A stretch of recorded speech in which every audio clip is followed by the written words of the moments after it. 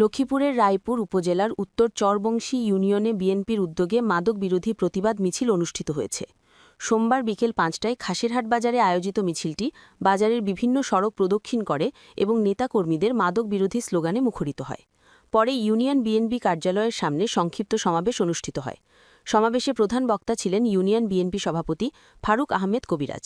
এ সময় উপস্থিত ছিলেন সাধারণ সম্পাদক ইমাম হোসেন গাজী, সাংগঠনিক সম্পাদক আরিফ মাহমুদ কবির সরকার, সাবেক সাধারণ সম্পাদক আমির হোসেন ছৈয়াল সহ স্থানীয় নেতৃবৃন্দ। কর্মসূচিতে যুবদল, ছাত্রদল, স্বেচ্ছাসেবক দল ও কৃষক দলের নেতারাও অংশ নেন।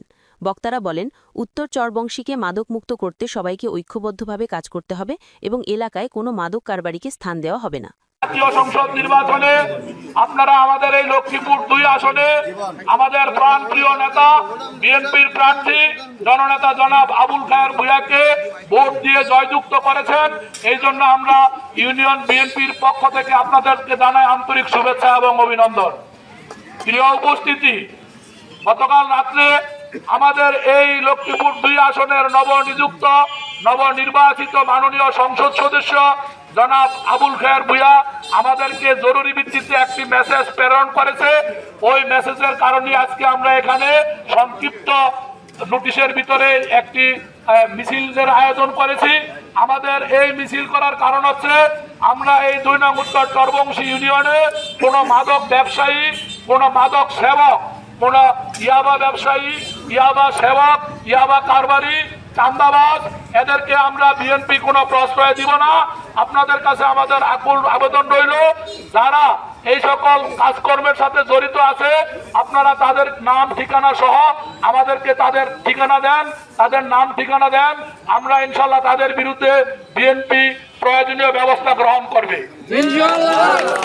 মাদকের সাথে এবং চাঁদাবাজদের সাথে আমাদের কোনো আপোষ নাই। এতদিন আপনারা বলেছেন বিএনপি চাঁদাবাজি করে, বিএনপি এই করে সেই করে। প্রিয় উপস্থিতি, এখন পর্যন্ত বাংলাদেশে বিএনপির গভর্নমেন্ট প্রতিষ্ঠিত হয় নাই। এখন পর্যন্ত যে সরকার, এই সরকার হচ্ছে ইন্টারিম গভর্নমেন্ট, অন্তর্বর্তীকালীন সরকার। আমাদের সরকার ইনশাল্লাহ আগামীকাল শপথ হলে বাংলাদেশ জাতীয়তাবাদী দল বিএনপির সরকার প্রতিষ্ঠা হবে।